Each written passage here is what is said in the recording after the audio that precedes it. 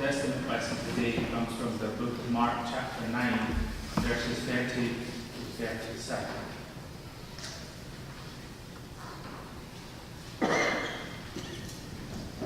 They went on from there and passed through Galilee. He did not want anyone to know it, for he was teaching his disciples, saying to them, "The Son of Man is to be betrayed into human hands, and they will kill him. And 3 days after being killed, he will rise again." But they did not understand what he was saying, and they were afraid to ask him. Then they came to Capernaum, and when he was in the house, he asked them, "What were you arguing about on the way?" But they were silent, for on the way they had argued with one another who was the greatest. He sat down, called the 12, and said to them, "Whoever wants to be first must be last of all, and servant of all."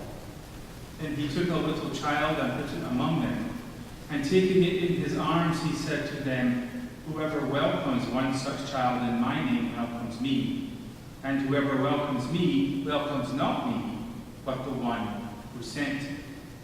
Amen. This is the word of the Lord.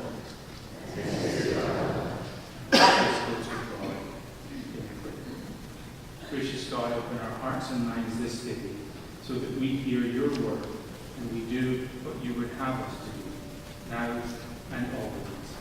Amen. Today's message is part 2 of a 3-part sermon series. We are studying Mark chapter 9, verses 30 through 37, discovering 3 concepts that Jesus taught to his disciples, 3 things that they and we should know in the living of our lives for God. The first sermon explained why the disciples needed to learn what Jesus meant when he said the Messiah would be handed over and killed and raised again 3 days later. We also in that sermon looked at why it is vital to our faith to keep on studying and learning and growing throughout our lifetimes. Today's reading of Mark, we hone in on the argument that the disciples were having, questioning each other about their own merits. Now, is this something you have done? Have you ever found yourself questioning a moment when your brain had a philosophical epiphany and you began asking yourself really deep questions? Now, I have gone through that experience here recently, and I am going to tell you some of the questions that I would like answers to. Now, I preface by saying these are very deep philosophical questions with my smiling tongue-in-cheek. And so I'm going to give you a minute to think of each question before I go on to the next one, because they're deep. Why are nickels bigger than diamonds? Are you breaking the law if you drive past a sign that says "do not pass"?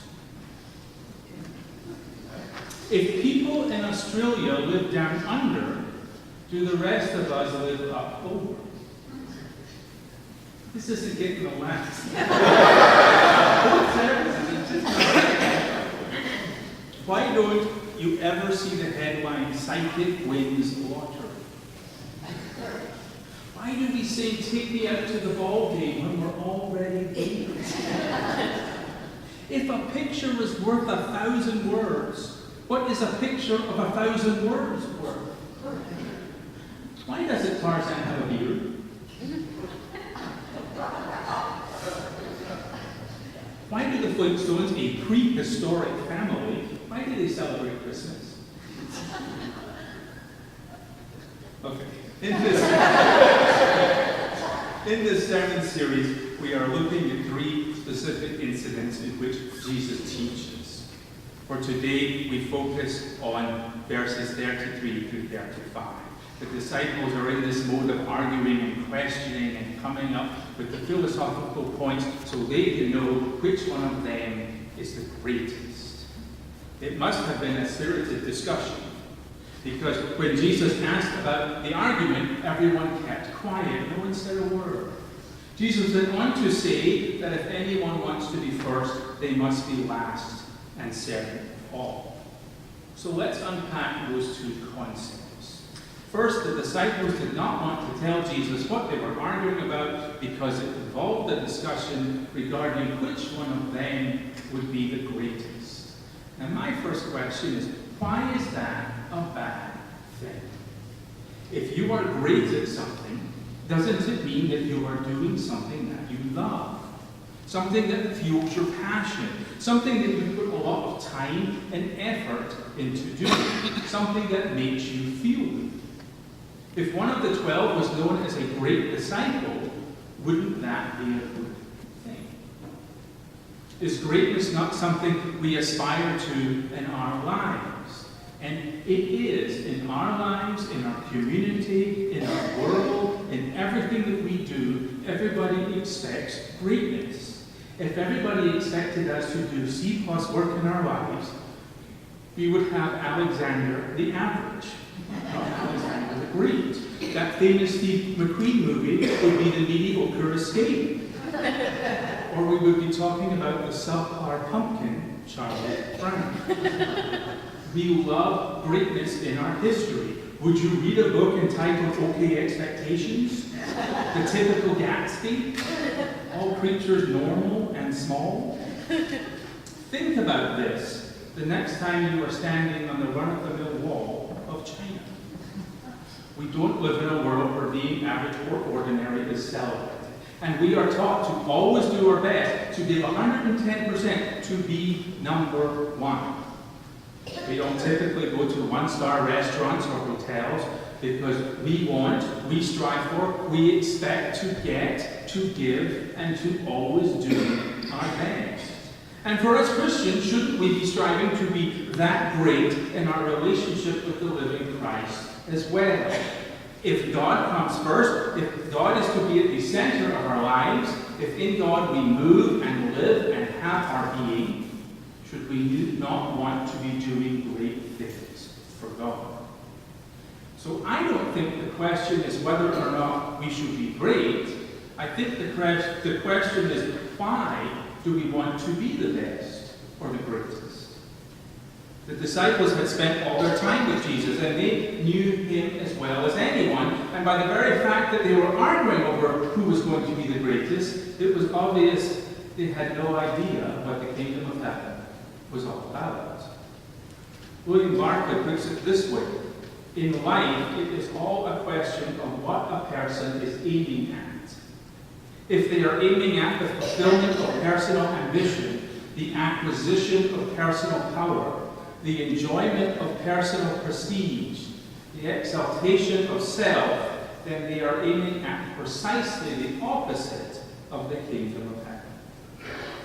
The problem for the disciples, the problem that we constantly face, has nothing to do with striving for greatness. It has everything to do with knowing what greatness means to Christ. Jesus said, if you want to be first, you must be last, and a servant of all. In other words, if you want to be great in the kingdom of God, you must do the complete opposite of what the world thinks. Power, money, influence, status. Not really what God's looking for. Serving, doing, living, sacrificing. These are noble pursuits in the kingdom of heaven. Now do something for me. Think of a person in your life that you admire and respect. I'm going to do the same thing right now. Now the person that comes to my mind is an individual from my past. Someone in my formative years, someone whom I learned from. This person was not rich or famous or powerful. They held no special positions or status or prestige. But they were kind, and they were gracious, and they were accepting. They went out of their way to help and to guide and to make a difference for me. They put my needs ahead of their own. They made me feel worthwhile and embraced who I was as a child of God. That is a great person to me, because that person embraces the greatness of Christ. The greatness of Christ has nothing to do with worldly standards, and it has everything to do with putting others first. When Jesus said the first must be last, he was stressing that we need to give up our selfish ways. See, in the world, we live to see what we can earn for ourselves. But we should be living by what we can do for others. We live to enhance our own ambition. Our ambition should be to make this world and our communities a better place. We build ourselves up by tearing others down. We should be wanting others to succeed. We want what we want, and we work in life to get what we want.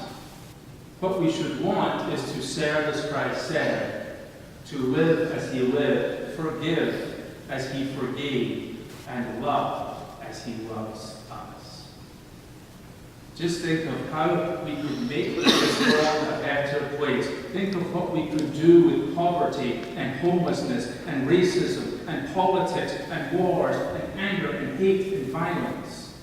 Just imagine how our problems could be solved if we live for what we could do for others and not for what we can get for ourselves. There was a little boy named Bobby, and he lived a long time ago. I'll tell you when he lived. He lived at a time in Bobby's house. His family was one of the first people in the country to get a telephone in their house. That's how long ago he lived. And he was mesmerized by this piece of equipment in his house. It was a big wooden box, and it was attached to the wall, and it had a handle that he took up. And his mother used it all the time. And when she spoke to this box, she learned things that were just amazing to him. In his little boy mind, he rationalized that there was a lady that lived inside this box. And her name was Information Please.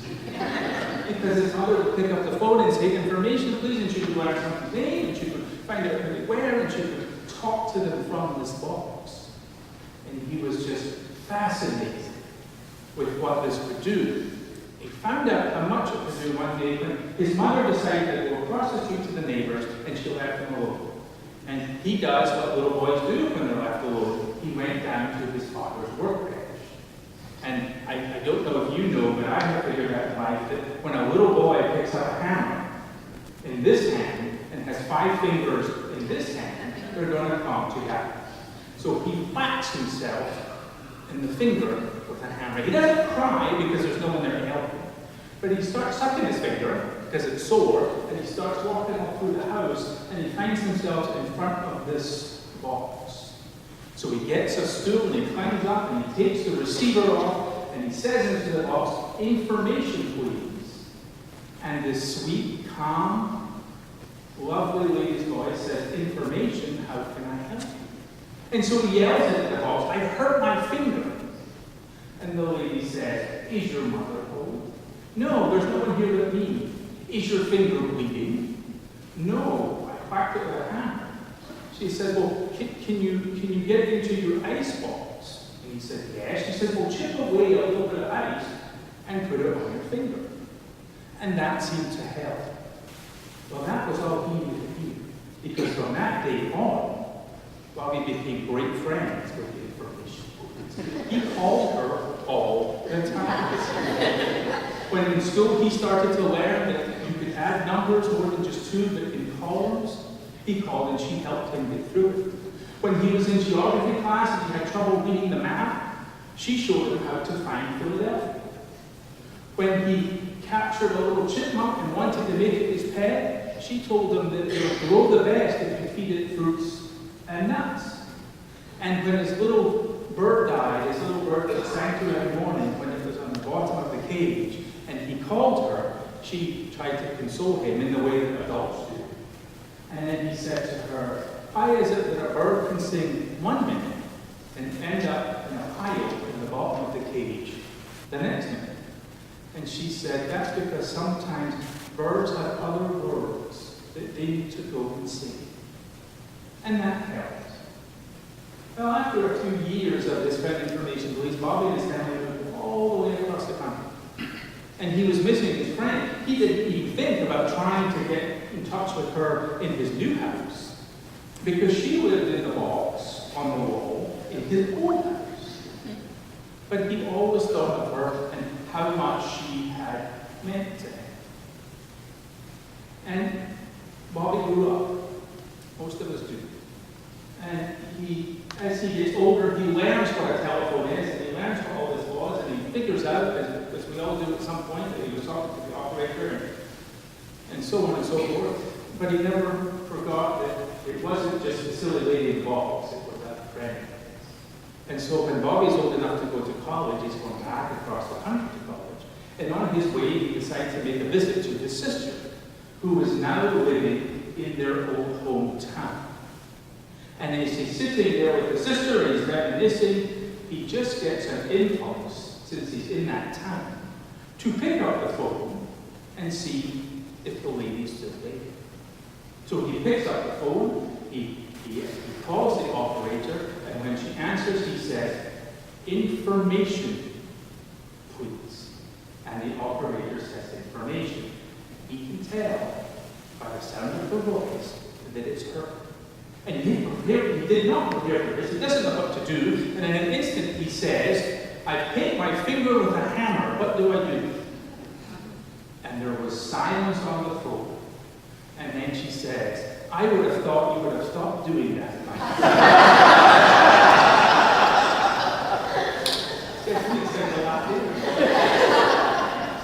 And they laughed as you did, and they talked, and they reminisced. And he said, "I don't know if you know how much you meant to me as a little boy, that I had someone I could go to during those growing up formative years." And she said, "I don't know if you know how much you meant to me, because I could never have children. And you gave me that purpose that I would never otherwise have." And so they talked, and he said, "Can I call you next time I'm in town?" And she said, "Would you call the operator? Just ask for Sally." So 3 months later, when he comes home from another break, he goes to visit his sister. He picks up the phone, he dials the operator for information, and he gets a completely different voice. And he says, "I was looking for Sally." And she says, "Are you a friend of Sally's?" He says, "Yes, I'm a very old friend of Sally's." And she said, "Well, I'm sorry, Sally's been sick, and she has just recently passed away." And she said, "Well, wait, is this Bobby?" And he says, "Yes." "Well, she's left a message for you. It's a note, and I wrote it down. Let me read it for you. It says, 'Tell him thanks for calling, and tell him not to worry. I've gone to sing in other words.'" I'll wait for that to sink in. Two people, two ordinary, normal, everyday people. They weren't rich, they weren't powerful, they weren't prestigious. They were two people who had the courage to put each other first and to make themselves last in that relationship. And because they did, in their lives, they got to experience the greatness of Christ. Let us do